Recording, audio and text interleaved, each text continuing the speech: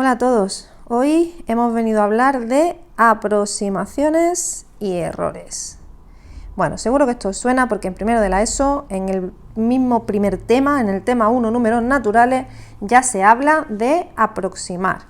Aproximar un número es cambiarlo por otro, que se le parezca bastante, mientras más mejor, y que a cambio de perder información nos dé otras ventajas. Por ejemplo, pues ser más sencillo de recordar y de escribir. Ejemplo. Pongamos que hoy hay en España 46.917.814 españoles. No he mirado los registros, no sé si es verdad o es mentira, si me acerco mucho o no, pero por ejemplo. Bueno, pues nosotros normalmente no hablamos de que en España hay 46.917.814 personas. Decimos que hay 47 millones. ¿Por qué? Bueno, pues porque esa cifra se queda bastante cerca de la realidad, suficientemente cerca, y es mucho más fácil de recordar y mucho más fácil de manejar. ¿Y qué hace que una cifra sea más fácil de manejar? Pues lo hace la cantidad de cifras significativas. Fijaos, esta cifra de aquí, 47 millones, solamente tiene dos cifras significativas, el 4 y el 7. Las otras cifras están ahí nada más que para decirnos que este 7 es una unidad de millón y que este 4 es una decena de millón. Para nada más, por lo tanto no son cifras significativas. De hecho, fijaros que cuando hablamos ni las decimos 47 millones. En cambio, este número tiene todas sus cifras significativas, las 6 cifras son significativas. Y cuando lo decimos, tenemos que decirlas todas, 46.917.814. Entonces, cuanto menos cifras significativas tiene un número, más sencillo es de decir, de recordar, más fácil es hacer operaciones con él, etc. Bueno, os he puesto un ejemplo en el que en realidad la cantidad real de españoles que hay en ese mismo instante, pues se supone que se conoce porque, bueno, los nacimientos y las defunciones se registran y tal. Pero algunas veces nosotros aproximamos porque la cantidad real no la conocemos. Por ejemplo, ¿recordáis que hemos hablado en clase del número pi? ¿Verdad que vosotros el número pi lo utilizáis con una aproximación, concretamente 3,14 o quizá 3,1416? Este símbolo, por cierto, si no lo habéis visto nunca, este igual ondulado significa aproximadamente igual, ¿vale? Bueno, pues en este caso no utilizamos una aproximación como aquí, porque el número tenga muchas cifras significativas, sea difícil recordarlo y queramos simplificarlo un poco, no. Aquí utilizamos una aproximación porque no nos queda más remedio, porque este número no lo conocemos realmente, no sabemos este número completo, no sabemos, bueno, sí sabemos cuántas cifras tiene infinito, pero no sabemos cuáles son. Solo conocemos pues unos cientos de miles de cifras, o bueno, quizá ya millones del número pi, pero no los conocemos todos. Entonces aquí no tenemos más remedio que trabajar con una aproximación. Podemos trabajar con una aproximación mejor o con una peor, pero tiene que ser una aproximación. Y normalmente se trabaja con una de estas dos que yo he escrito aquí. ¿Cuál es mejor de las dos? Pues mirad, sin ni siquiera mirarlo puedo decir que es mejor la segunda, porque tiene más cifras significativas.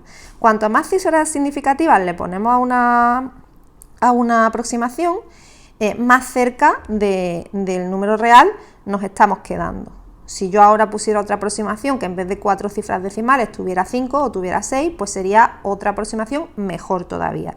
Mejor en el sentido de que se queda más cerca de la realidad, ojo, a lo mejor luego no nos compensa ganar precisión a cambio de perder en maniobrabilidad, porque tendríamos un número más grande. Entonces hay que buscar un equilibrio.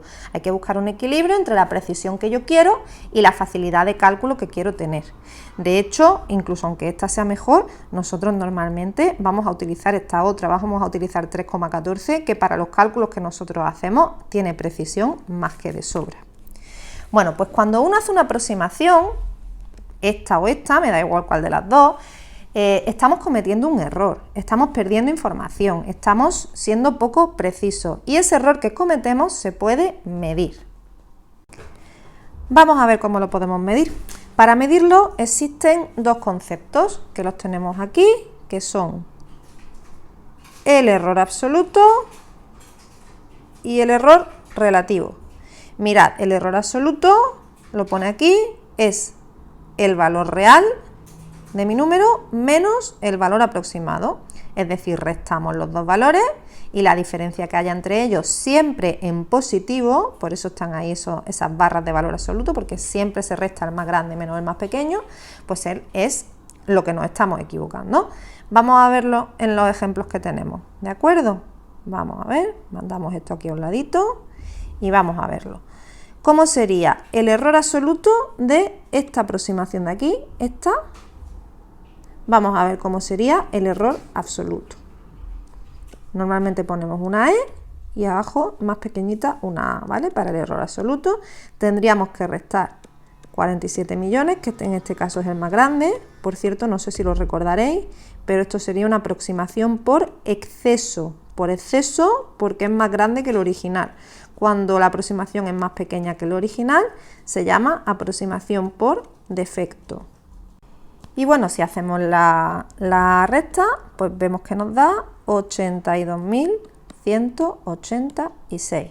Bueno, pues ese es el error absoluto que hemos cometido, ¿vale?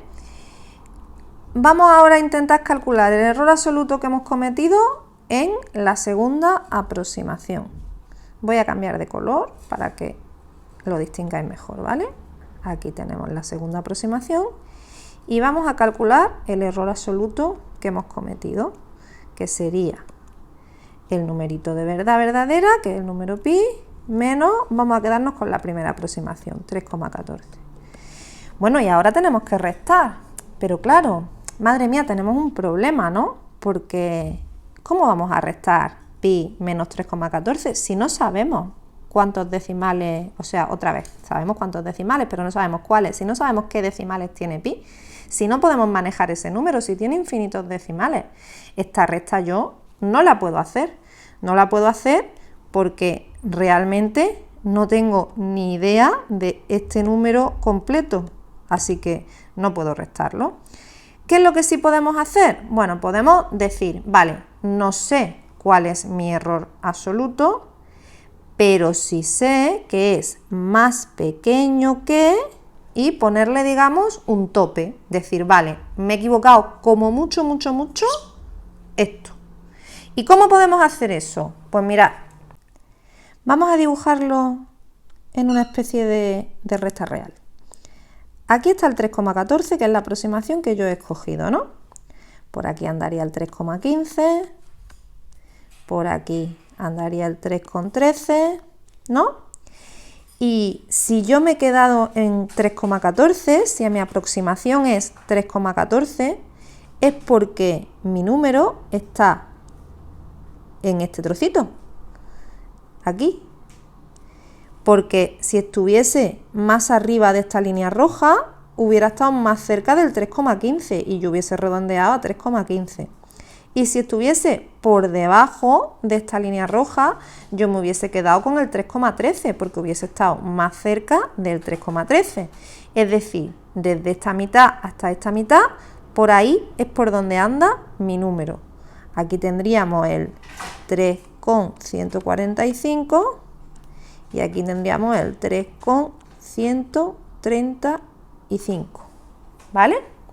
Bueno, pues yo sé con toda seguridad que mi número original, mi número pi, el que yo estoy queriendo aproximar, tiene que estar ahí en medio, entre esas dos líneas rojas, porque si no yo no lo hubiera aproximado, no lo hubiera redondeado a 3,14. Entonces, fijaos, ¿cuánto es lo más que me puedo equivocar?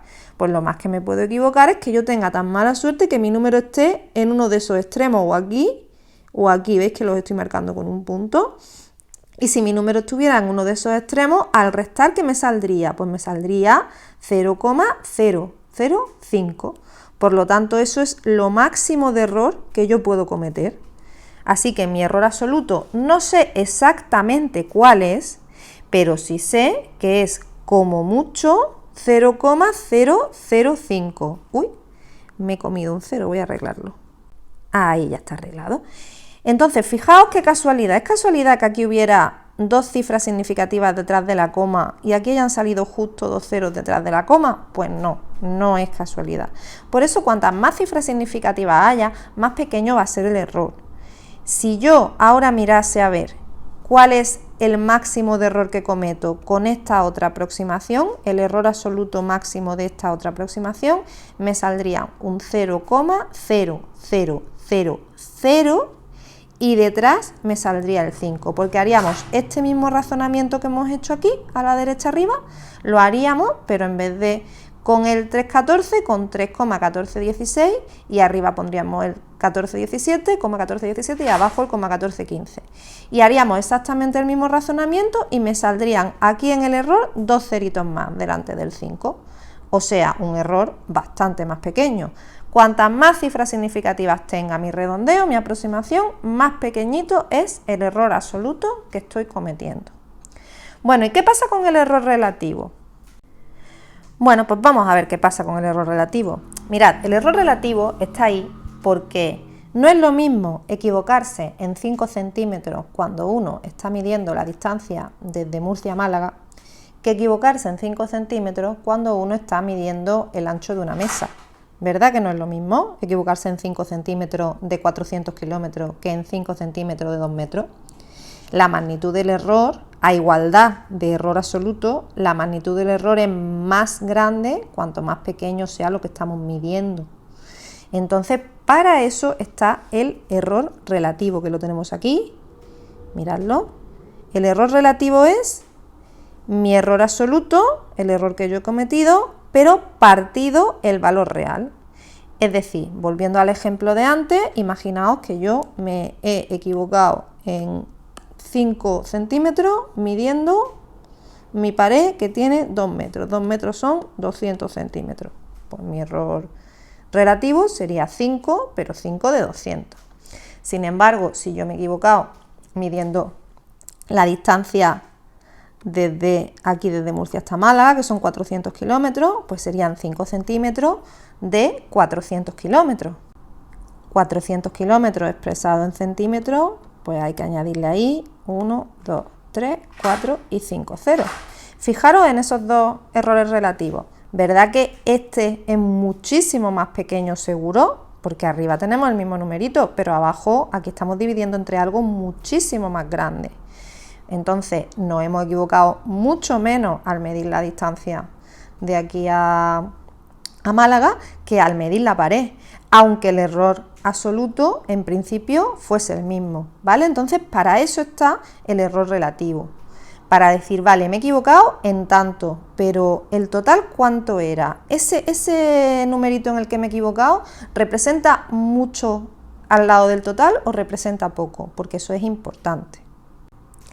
Volviendo a nuestros ejemplos anteriores, en el caso de los habitantes en España, el error relativo pues lo podríamos calcular perfectamente porque tenemos el error absoluto con total exactitud, 82.186, y tenemos también lo que se supone que es la cantidad real, 46.917.814.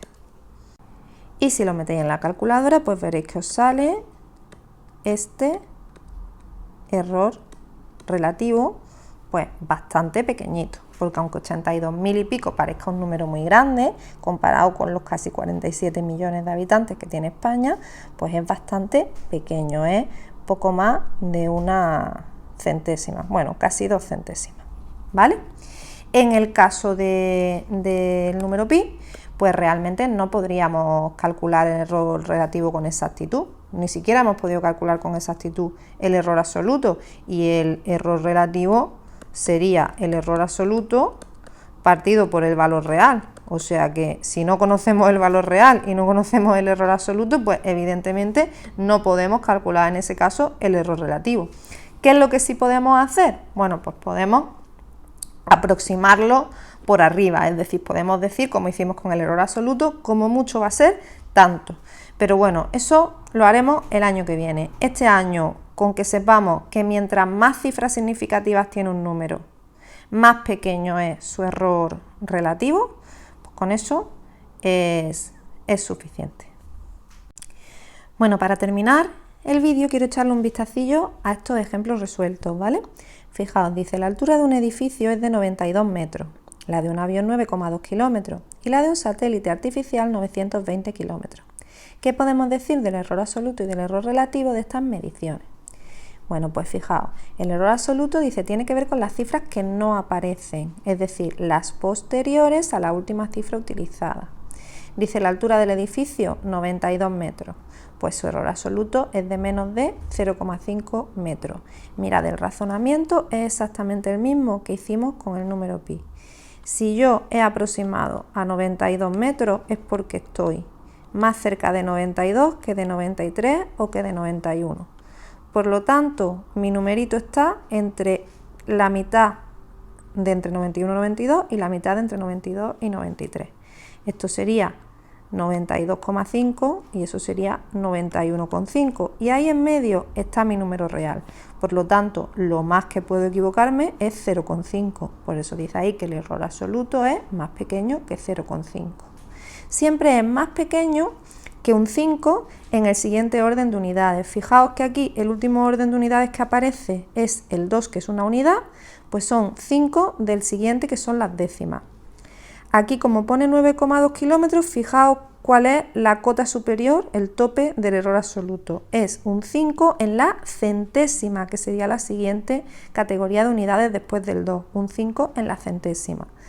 Y en el otro, que es 920 kilómetros, como el 0 no sería una cifra significativa, la última que aparece como significativa es la decena, pues entonces el error tendría una cota superior, un tope de 5 unidades. Y ahí lo pone, ¿veis? 5 unidades. 5 kilómetros, la unidad siempre es la misma, ¿vale? Si la altura está en kilómetros, la cota del error también está en kilómetros. Y si está en metros en la altura del edificio, pues la cota del error también es metro. Aquí hace el cambio a metro para poder compararlas unas con otras y entonces pues ya te dicen que el error relativo es el mismo en los tres casos porque los tres casos tienen dos cifras significativas y hemos dicho que de eso es de lo que depende el error relativo, pero el error absoluto es mucho más grande, por ejemplo aquí en el satélite. O sea que fijaos, puede ser que un error absoluto sea 5.000 y otro 0,5 metros y sin embargo luego lo que es el error relativo sea el mismo, porque el error relativo depende también de la cantidad real. Luego, en el segundo ejemplo, dicen compara el error relativo cometido en estas mediciones. Y vais viendo que esta tiene dos cifras significativas, esta tiene tres, esta también tiene tres cifras significativas y esta solo tiene una. Pues mientras contra menos cifras significativas tenga, más grande es el error relativo, por lo tanto el error relativo más grande tiene que ser, como os dice aquí, en la medición de los 5 kilómetros. Los errores relativos más pequeños serán aquí, en el C y en el D, porque los dos tienen tres cifras significativas. Y luego en medio estará el A, que como tiene dos cifras significativas, pues estaría ahí en medio un error relativo más pequeño que este, pero más grande que los otros. ¿De acuerdo? Y hasta aquí el vídeo de hoy.